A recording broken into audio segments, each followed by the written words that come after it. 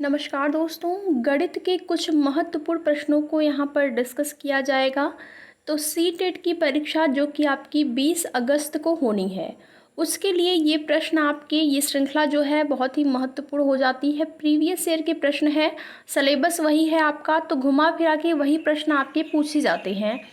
Total प्रश्नों की संख्या की बात करें, 50 प्रश्न को डिस्कस किया जाएगा और केवल यहाँ पर राइट आंसर देखते हुए आगे बढ़ेंगे, क्योंकि अभी इतना टाइम नहीं है कि आप विस्तार से इसको पढ़ सकें। राइट आंसर देखते हुए आगे बढ़ेंगे और जो प्रश्न आपको नहीं समझ में आ रहा है उसकी आप व्याख्या एक बार देख लीजिएगा।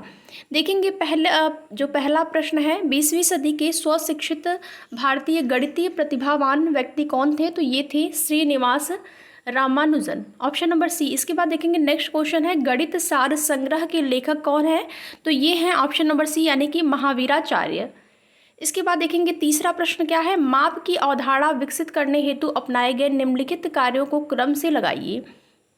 माप की जो अवधारणा है उसको किस प्रकार से क्रम से लगाया जा सकता है, ये आपसे पूछा गया है। सबसे पहले क्या होगा, उसके बाद क्या होगा माप की अवधारणा के लिए।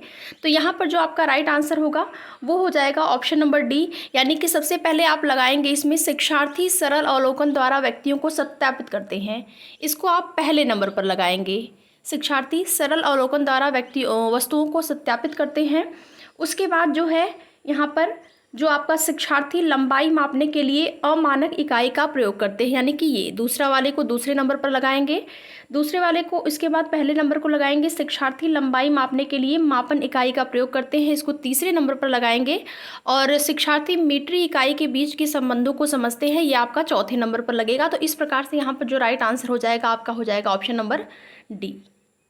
ठीक है, नेक्स्ट देखेंगे क्वेश्चन नंबर आपका 4 है, एक अच्छा गणितज्ञ होने के लिए ज़रूरी होता है। क्या ज़रूरी होता है एक अच्छा गणितज्ञ होने के लिए? तो यहाँ पर राइट आंसर हो जाएगा ऑप्शन नंबर डी, सभी अवधारणाओं को समझना, लागू करना और उनमें संबंध बनाना। नेक्स्ट है क्वेश्चन नंबर 5, सीटेट में पूछा गया है 2016 18 सितंबर को हुई परीक्षा में। आकृतियों के निम्नलिखित पहलुओं में से किसका प्राथमिक स्तर से कोई संबंध नहीं है? तो यहाँ पर कोण का संबंध नहीं है, यानी कि ऑप्शन नंबर बी जो है राइट आंसर हो जाएगा। नेक्स्ट देखेंगे क्वेश्चन नंबर 6 है, संख्याओं के संदर्भ में प्राथमिक कक्षा के बच्चे अर्थात वे बच्चे जिनका आयु वर्ग 8 से 9 वर्ष है, निम्नलिखित में से किस समुच्चयन में प्रवीण है? इसमें पूछा गया है 8 से 9 वर्ष की अवस्था, तो किस में प्रवीण होंगे? राइट आंसर हो जाएगा ऑप्शन नंबर डी, पंक्तिबद्धता, वर्गीकरण और प्रतिवर्तिता। इसके बाद देखेंगे नेक्स्ट क्वेश्चन नंबर 7 है, गणित से भयभीत होने और उसमें असफल होने के लिए निम्नलिखित में से किसी एक कारण नहीं माना जा सकता है? तो नहीं को आप ध्यान में रखेंगे यहाँ पर। उसके बाद आपका राइट आंसर यहाँ पर हो जाएगा लैंगिक भेद। लैंगिक भेद जो है ये असफलता का कारण नहीं है, जबकि प्रतीकात्मक संकेत, कक्षा कक्ष के अनुभव, गणित की संरचना, ये सब असफल होने का कारण माना जाता है। इसके बाद देखेंगे नेक्स्ट क्वेश्चन है आपका क्वेश्चन नंबर 8 है, कक्षा 3 के विद्यार्थियों को आधे की संकल्पना का परिचय देने के लिए शिक्षक निम्नलिखित क्रियाकलापों की योजना बनाता है। कक्षा 3 का विद्यार्थी है, आधे की संकल्पना उसको बताना है, समझाना है, आधे की संकल्पना को कैसे अभ्यर्थी समझ सकते हैं, इसके लिए कौन सी विधि जो है, कौन सी योजना उपयुक्त होगी। तो सबसे पहले यहाँ पर जो शिक्षक होंगे वो क्या बताएंगे अभ्यर्थियों को? सबसे पहले उनको बताया जाएगा बहुत सारे मूर्त पदार्थों को आधे में विभाजित करना, यानी कि जो तीसरे नंबर का है इसको आप पहले नंबर पे रखेंगे, बहुत सारे मूर्त पदार्थों को आधे में विभाजित करना। उसके बाद नेक्स्ट नंबर की अगर बात करें तो उसमें बताया जाएगा चित्र दिखाते हैं जिसमें आधा प्रदर्शित होता है, ये पहला वाला आप दूसरे नंबर पर रखेंगे। और उसके बाद यहाँ पर जो है आपका होगा कहानी या शब्दों के प्रयोग से आधा को प्रदर्शित करेंगे, यानी कि चौथे नंबर का जो है इसको तीसरे नंबर पे आप रखेंगे। उसके बाद आप लास्ट में क्या करेंगे, लास्ट में आप करेंगे आधे का चिन्ह लिखना सिखाना, ये आपका लास्ट में होगा, यानी कि चौथे नंबर पर होगा। तो इस प्रकार से आपका जो राइट आंसर हो जाएगा 1 2 3 4, यानी कि ऑप्शन नंबर आपका जो है यहाँ पर राइट हो जाएगा वो हो जाएगा ए, ऑप्शन नंबर ए जो है आपका राइट आंसर हो जाएगा। इस प्रकार से आप इसको क्रम से लगाएंगे। आगे देखेंगे नेक्स्ट क्वेश्चन नंबर 9 है, प्राथमिक स्तर पर गणित की पहेलियाँ मदद करती हैं। किस चीज़ में मदद करती हैं गणित की जो पहेलियाँ होती हैं? तो समस्या सुलझाने के कौशल को प्रोत्साहित करती हैं। ऑप्शन नंबर जो डी है वो हो जाएगा राइट आंसर। इसके बाद देखेंगे नेक्स्ट क्वेश्चन नंबर 10 है, गणितीय संचारण उल्लेख करता है। किस चीज़ का उल्लेख करता है गणितीय संचारण? तो ये गणितीय विचारों को समाहित और संगठित करने की क्षमता, राइट आंसर हो जाएगा ऑप्शन नंबर ए। इसके बाद देखेंगे नेक्स्ट क्वेश्चन नंबर 11 है, यदि एक शिक्षार्थी पूर्णांकों, भिन्नों और दशमलव संख्याओं पर चारों आधारभूत संक्रियाएं संपन्न करने में समर्थ है तो वह किस अवस्था में है? आपको बताना है। ये राइट आंसर हो जाएगा क्वेश्चन नंबर 11 के लिए। तो वह जो है वो है सक्रियात्मक अवस्था में, संक्रियात्मक अवस्था में है। नेक्स्ट देखेंगे क्वेश्चन नंबर 12 है, प्राथमिक स्तर पर गणित की अच्छी पाठ्य पुस्तक के लिए निम्नलिखित में से कौन सी विशेषता जो है वो महत्वपूर्ण है? तो यहाँ पर उसमें अवधारणाओं का परिचय संदर्भों के द्वारा दिया जाना चाहिए। ऑप्शन नंबर ए जो है राइट आंसर हो जाएगा। नेक्स्ट देखेंगे क्वेश्चन नंबर 13 है, क्या है वैदिक गणित? आजकल विशेष रूप से प्राथमिक विद्यालय के बच्चों में बहुत लोकप्रिय होता जा रहा है। इसका प्रयोग निम्नलिखित में से किसके विकास में होता है? वैदिक गणित का जो यहाँ पर पूछा जा रहा है कि किसके विकास में इसका प्रयोग होता है? तो ये होता है गणित में गणना के कौशल तथा गति में। ऑप्शन नंबर डी जो है राइट आंसर हो जाएगा। इसके बाद देखेंगे नेक्स्ट क्वेश्चन नंबर 14 है, कक्षा में गणितीय मनोरंजनात्मक क्रियाकलाप तथा चुनौतीपूर्ण ज्यामितीय पहेलियाँ संबंधी क्रियाकलाप महत्वपूर्ण है। क्यों महत्वपूर्ण है? तो ये इसलिए महत्वपूर्ण है क्योंकि प्रत्येक शिक्षार्थी की स्थानिक व विश्लेषणात्मक योग्यता के संवर्धन में ये सहायक होती है। ऑप्शन नंबर जो डी है वो राइट आंसर हो जाएगा। इसके बाद देखेंगे नेक्स्ट क्वेश्चन नंबर 15 है, एक बच्चा जिस अवस्था में सभी संबंधी संक्रियाओं को करने में सक्षम है तथा भिन्नों के संप्रत्यय की व्याख्या करने में सक्षम है तो वह किस अवस्था में है?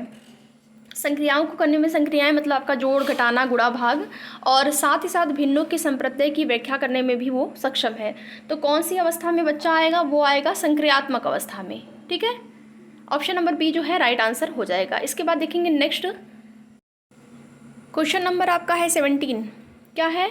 निम्न ग्रिड वर्गाकार कागज पर खींचा गया है। इस प्रकार से ये देखेंगे आपका फिगर बना हुआ है ग्रिड का, जिसमें कि यहाँ पर देखेंगे वंस है, टेंस है और 100,000, इकाई, दहाई, सैकड़ा, हज़ार यहाँ पर दिया गया है। और प्रश्न यहाँ पर क्या पूछा गया है कि यह निरूपण किसकी ओर संकेत करता है? तो यह संकेत करता है अस्थायी मान की अवधारणा की ओर, यानी कि ऑप्शन नंबर ए जो है इस प्रश्न के लिए राइट आंसर हो जाएगा।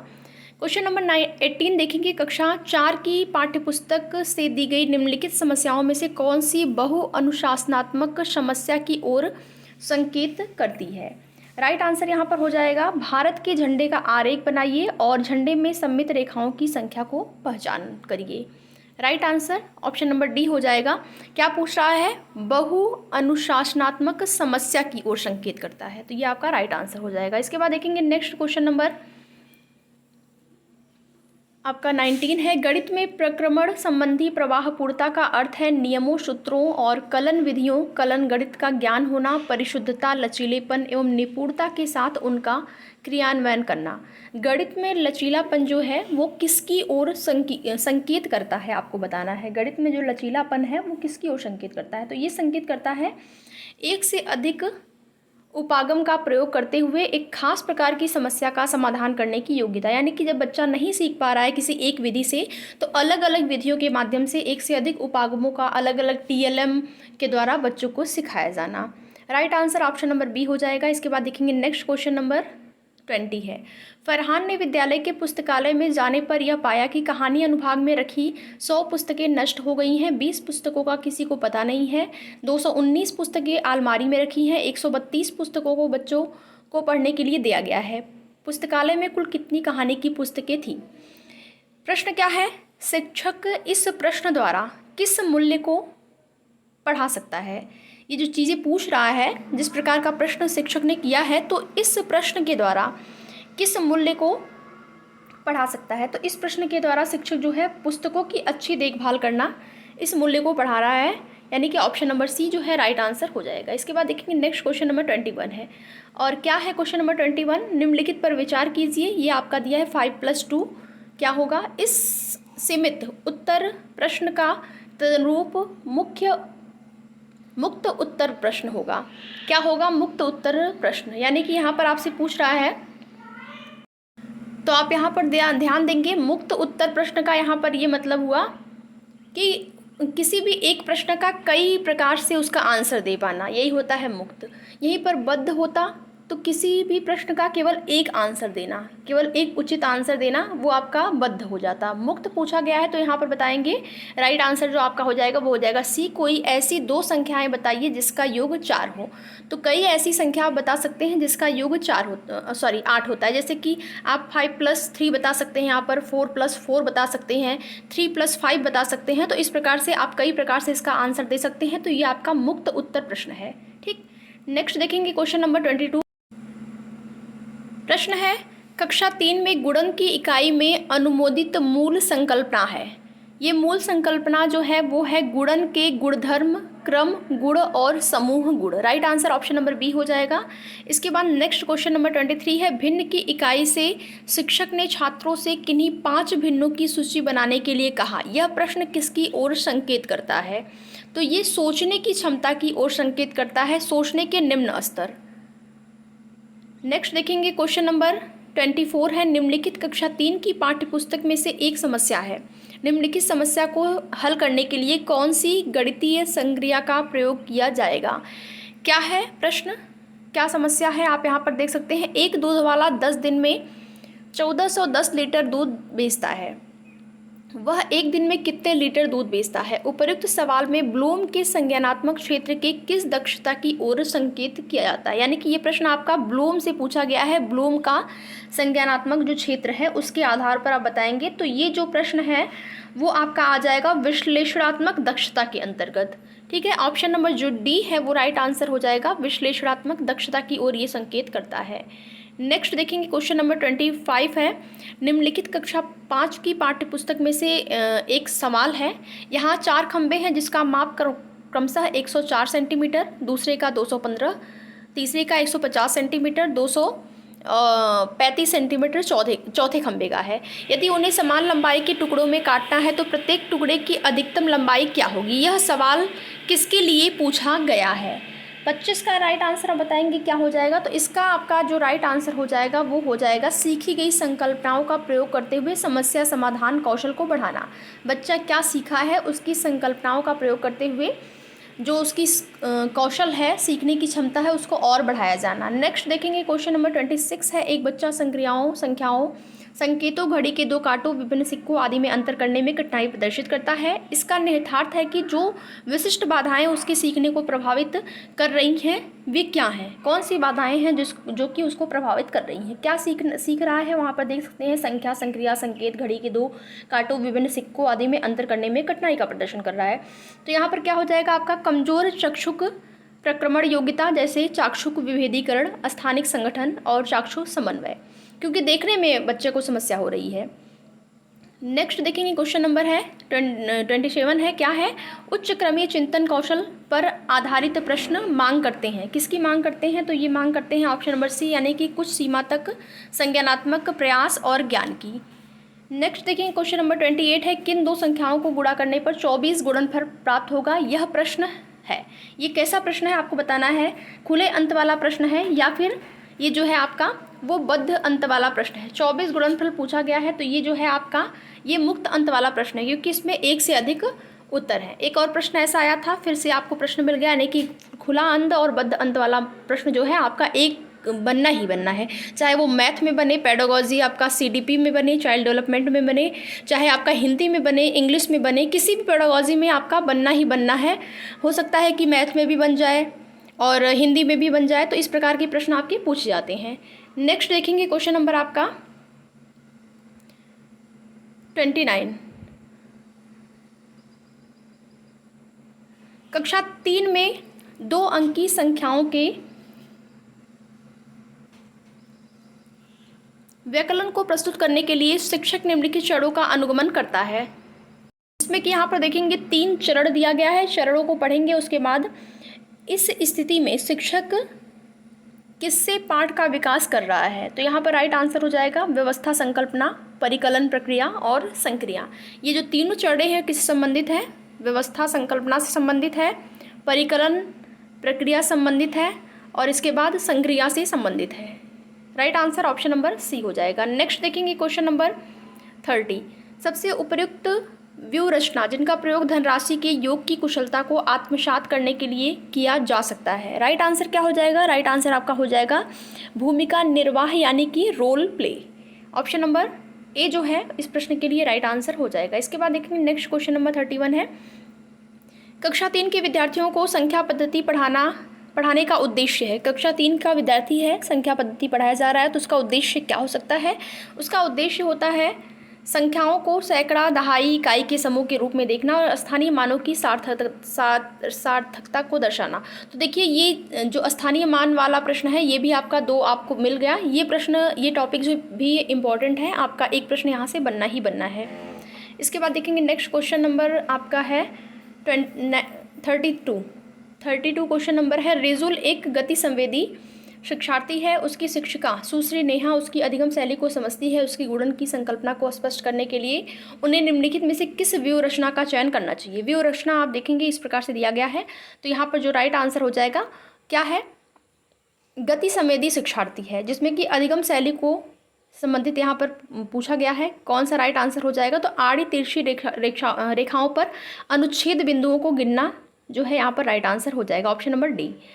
नेक्स्ट देखेंगे क्वेश्चन नंबर 33 है, प्राथमिक कक्षाओं में आकार और स्थान की समझ विकसित करने के लिए किए जाने वाले निम्नलिखित कार्यों को क्रम से लगाइए।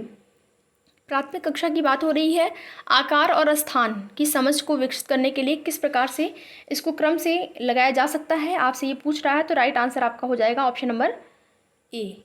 ऑप्शन नंबर ए को देखेंगे, सबसे पहले 2D आकार को छांटना, इसको पहले नंबर पर करके करेंगे।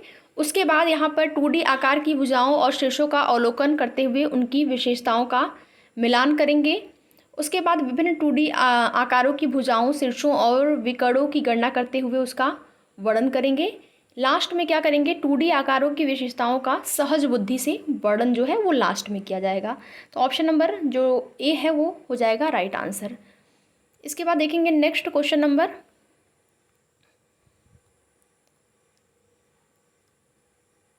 34 है, एक अच्छा गणितज्ञ होने के लिए क्या ज़रूरी है? तो अच्छा गणितज्ञ होने के लिए ज़रूरी है सभी अवधारणाओं को समझना, लागू करना और उसमें संबंध बनाना। Option number D right answer हो जाएगा।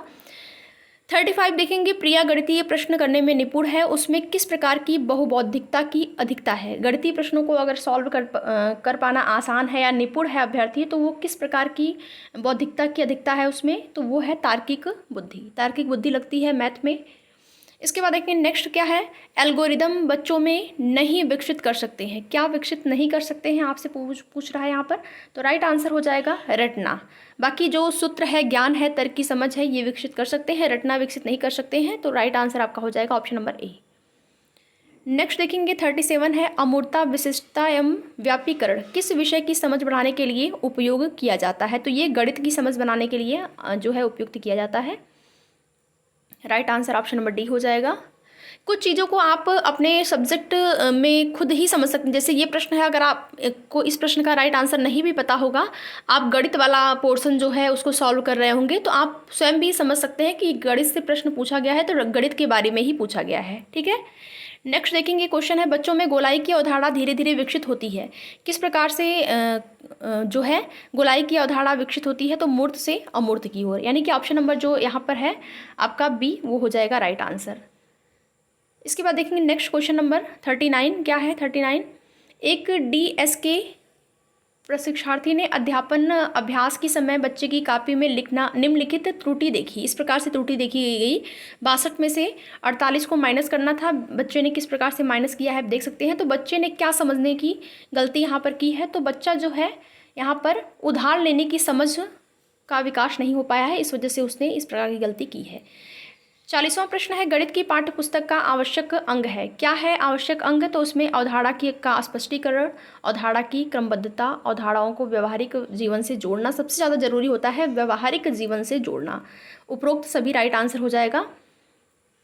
नेक्स्ट देखेंगे क्वेश्चन नंबर 41 है, गणित ज्ञान का निश्चित तथा ठोस आकार होता है, यह कथन गणित की किस प्रकृति की ओर इंगित करता है? तो ये आपका तार्किक की ओर इंगित करता है।